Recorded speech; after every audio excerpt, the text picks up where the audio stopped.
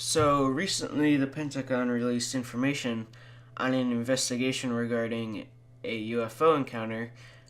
So if you haven't heard of it already, the New York Times made an article about it. Media outlets as in CNN, Fox, ABC, etc. have reported on it, and even Neil deGrasse Tyson has left remarks about it on TV. So supposedly, a Navy ship spotted a strange aircraft flying over the ocean in 2004. Multiple FN-18 Super Hornets were called in to investigate the aircraft. Once they appeared, one jet began to circle the UFO. In response, the UFO mirrored its movements, and finally the Hornet decided to approach the UFO. But before it could be reached, the UFO completely disappeared within 2 seconds. Dude, this is a fucking drone, bro. There's a whole fleet of them. Look on the ASA. My gosh. They're all going against the wind. The wind's 120 knots from the west. Look at that thing, dude.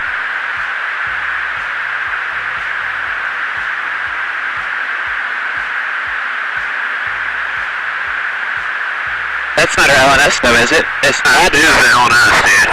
Well, if there's like... Look at that thing! It's rotating. So this is what the pilot had to say about it. Commander Fravor joins us tonight. Thanks a lot for coming on tonight. Tell us what you saw. Well, we had launched on a routine training mission. When we joined up, we were told that the event was going to be canceled and that we have real-world tasking, and we were sent out to the west. Now, take in mind that this has taken place about 100 miles southwest of San Diego, between San Diego and Ensenada, Mexico. Yep. On a clear, perfect day, blue waters. We get out to the spot where they tell us it's at.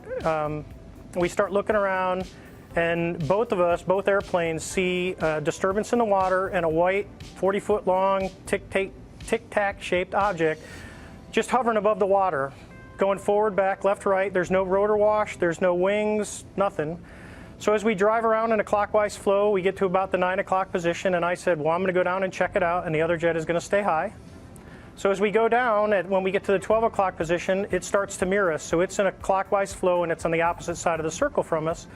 And we continue this. It's in a climb, we're in a descent, we're getting a great look at it. This whole thing takes about probably up to 5 minutes from the time we show up. I get over to the 8 o'clock position, it's at about the 2 o'clock position, and I decide I'm going to go and see what it is, and it's about 2,000 feet below me. And I cut across the circle, and as I get within about a half mile of it, it rapidly accelerates to the south in about 2 seconds and disappears. What would you estimate the speed? Oh, well above supersonic. It like a bullet out of a gun, it took off. So from what you know about aerodynamics, mechanics, physics, should this be possible, what you saw? Not with the technology that we have today. Not at all. Even now, even 13 years later, is there anything that you know of capable of this kind of behavior?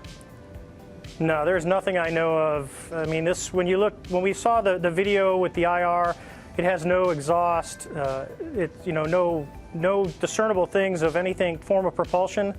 And this thing came from a dead hover over the water, just kind of moving around, to a climb up to about 12,000 feet to rapidly accelerating away in a climb, and in less than 2 seconds it was gone. And you figure you're talking 50 miles of visibility, and you can easily see an object that size easily out to 10 miles, and it just disappeared in seconds. What would be the effects on a human pilot of the G-forces involved in that altitude change? Well, the altitude wouldn't be bad. It would be the acceleration of the object. That's right. Honestly, I wanted to fly it. Yeah, but, I bet. There's, talking to some physicists, they don't think the human body could handle that kind of force with that acceleration. It doesn't sound like the human body could. So bottom line, what do you think this was? I believe, as do the other folks that were on the flight when we visually saw it, that it was something not from this world. When presumably you expressed that belief to your superiors, what did they say? Actually, we caught a lot of grief getting back to the boat, and it got passed off as an event that no one could explain. Now, keep in mind, they had been tracking these for 2 weeks prior to us seeing it, and this was the first time that manned airplanes had been airborne when the objects appeared. This feels like a really big story to me. It's not exactly clear why Vladimir Putin's more interesting than this. I think this seems like a big deal. And Commander, I appreciate your taking the time to talk to us about it. You seem sober and believable, and I appreciate it. And you know what? While I'm at it, I am going to also show the Neil deGrasse Tyson interview with CNN, so you can see stuff from both CNN and Fox, and know that this is real stuff.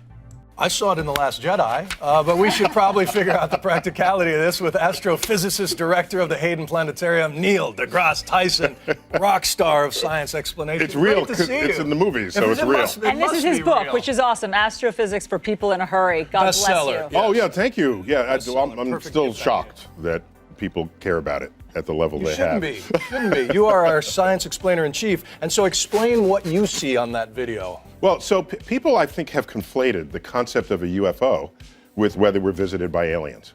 UFO means unidentified, flying object. Okay? This is a highly non-specific term. Yeah. It is so non-specific, it admits you don't know what you're looking at. But what's driving that thing if not a space alien? It's unidentified. Okay. So That's not good enough. well, so the universe brims with mysteries. And so just because you don't know what it is you're looking at doesn't mean it's intelligent aliens visiting from another planet. Yes. You just said you don't know what you're looking at. So it's not, you cannot, as a next sentence, say, therefore it must be anything. Yes, but you know what we're looking at. You stare at the cosmos for a living. I'm not authorized to go beyond this part. Wow. You're in! But we're serious. But No, a couple of things. Just what do you see? Consider what made people interested in this is that it involved the Pentagon and $22 million, or whatever the figure was. Consider, by the way, that's $22 million over 5 years, and the Pentagon's budget is huge.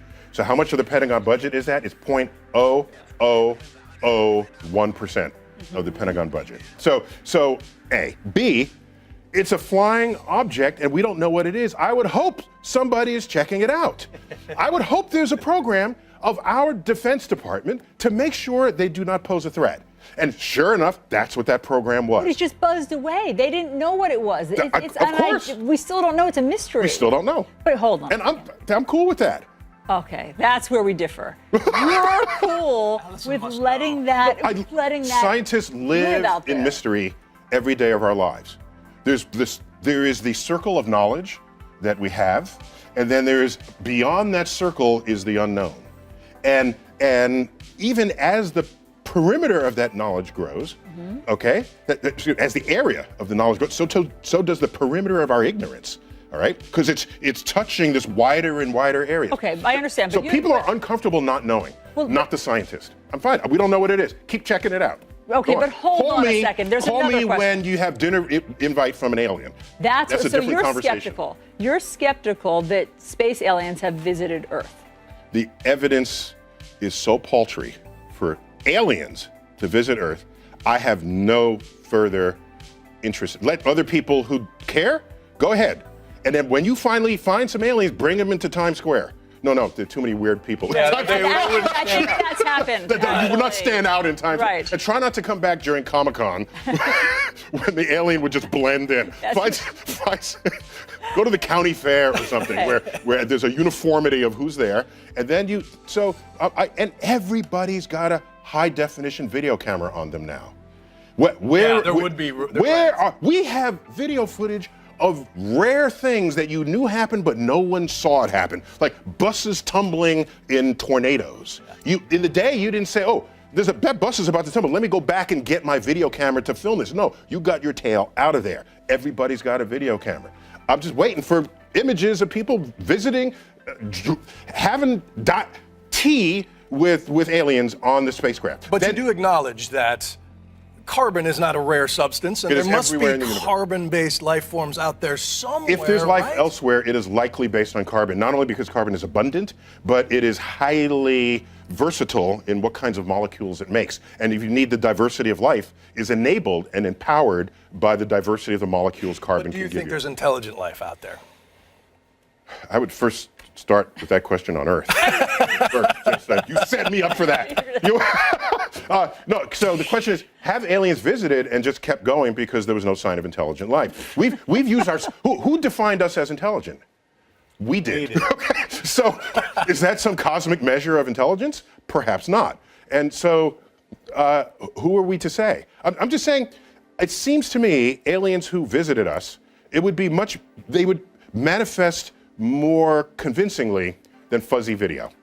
And there's no reason to assume that because you don't know what you're looking at, it equals aliens that visited us from outer space. I'm glad the Pentagon was looking at this, because if it posed a threat, I want them on top of it right away. And otherwise, and the program is closed down, and it said, okay, not a threat. Neil deGrasse Tyson, the book again, Astrophysics for People in a Hurry. And I don't want to stop people from doing it. Go keep looking. Get it. Keep looking. Go. Go out. Get after it. Go. Bring your video cameras. Go. Thank you. We're going to go look for aliens. Go for it. We are. Call me when you got it. So, was it real?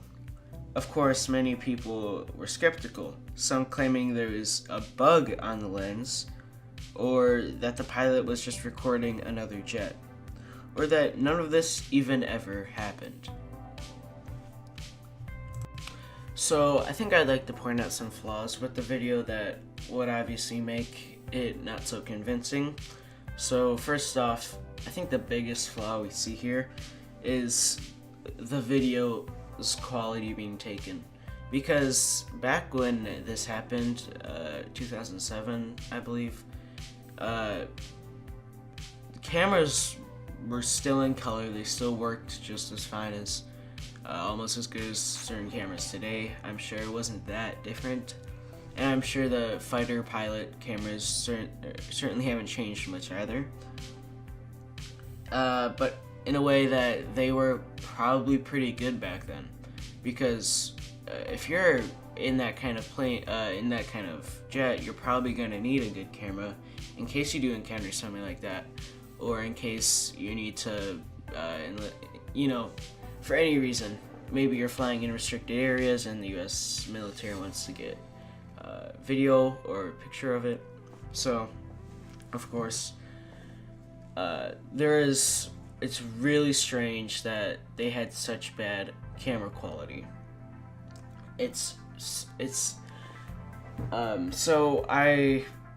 really strange that why they would do that. So that is definitely one of the very flawed parts of the video. So one of the biggest questions you should be having is, why would they fake it? Since the US decided to put $22 million into this investigation, I think it's unlikely that they would be that it would be fake, because it's unlikely that they would be using it as an excuse to take your tax money. Although it's very possible, because if they're putting $22 million into a UFO investigation, when they could have used that money on either military or other purposes that will benefit the US government and make them more superior to other countries, that's obviously their main goal. So when you see them putting $22 million into an alien, or maybe not an alien, but into a UFO investigation, unless they actually didn't do that and that's just what they're telling us, but that's also pretty unlikely in my opinion. So you don't just put $22 million into something that you know isn't real. That's just, no one will waste that kind of money. So this brings me to my last point. Does extraterrestrial life exist? More importantly, do any advanced civilizations exist?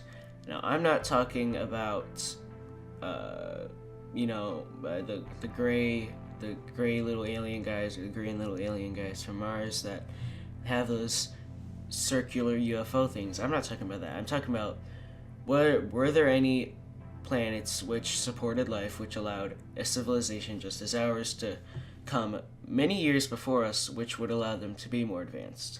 Well, for the trillions and more galaxies, which hold billions of stars, which hold many more planets, it is almost statistically impossible for there to be no other life, for as long as time has existed.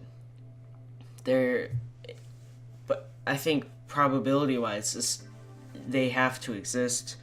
But in no way am I claiming that the UFO was that. I still don't know, of course, until I'm not sure if they called off the investigation, but when they do, I hope they are aware of what it is. So I hope, just think about that. For all the millions of stars in the universe, for all the almost infinite amount, if possibly infinite amount of stars in the universe that can hold a planet which can support life, it has to be possible one way or another.